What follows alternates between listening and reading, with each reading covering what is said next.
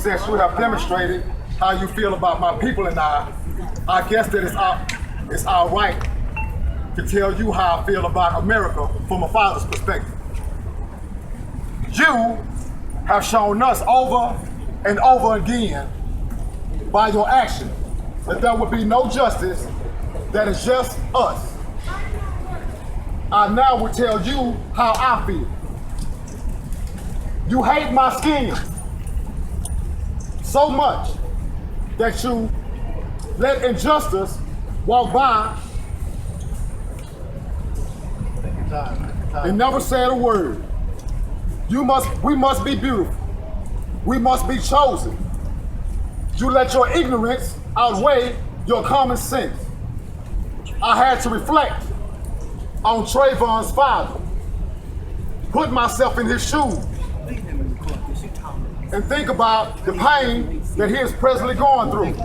Frustrated, aggravated, yes, disappointed, yes, yes, and hurt at the same time. Trying to humble himself, trying to keep his spiritual values, trying to comfort his wife, and trying not to lose his cool or his freedom at the same time. That man is hurt. yes. Yes, yes, yes. I done heard that some pastors and some leaders, they want me to do this speech. I had heard they wanted you and I to turn a blind eye on what has happened. My father is also a minister, but I remember what my father said. I am not the Christ. Yes. So I will not turn the other cheek. We must live on this soil also. I myself have a son who is 17. My son is also black. And what you have done, Zimmerman, will not be tolerated. You are facing a generation who would fight back, bite back, and shoot back. Right on. We are a generation who understands that there is no justice. All right. That is just us. You are creating wrath on yourselves. Don't take my words for face value. Just look at the news. Cities around the world, around the USA are rising up and fighting back. Oakland is terrorizing people and communities. The pain that Trayvon's father feels is flooding the streets. But when your children go through what our children go through on a daily basis, don't be surprised. The good book says, there is a time to sow and there is a time to reap. There is a time for peace and there is a time for war. Right on. I will say what Obama can't say. Right. The time is coming That's right. if you keep it up. Time is now. Zimmerman, Mr. Big Stuff, who do you think you are? In my eyes, you are a coward. Yes. The all-female jury were crooked.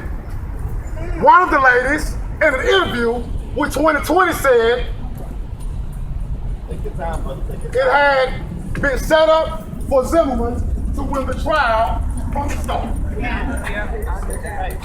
Women who cannot relate to our children.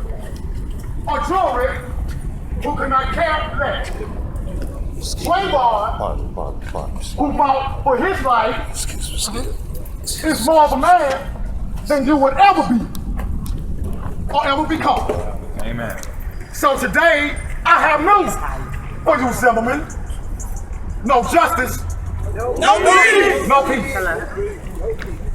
You can run, but you can't hide. That's right. Like the groundhog, you must show your face. Come out.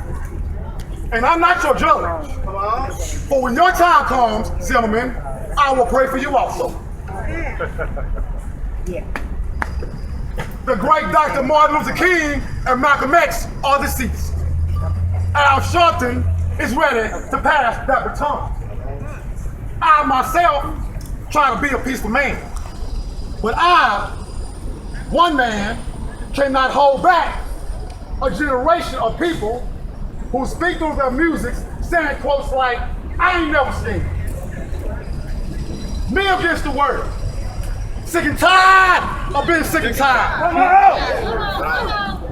I got homies that'll hunt you until you fall. This generation understands that we were born to die. They do not fear death, and since the system always seems to fail us, they live by the street code. These children hold courts in the streets. I'm glad that so many are preparing themselves with weapons of mass intelligence. That's right. And a hunger for social change. Yes, With bullets of brilliance. This generation that we live in are born ready. But you preach love. But show hate, Judas. So I hope that you are enjoying your heaven on earth. Because it's people like you and your followers who will bust hell wide open.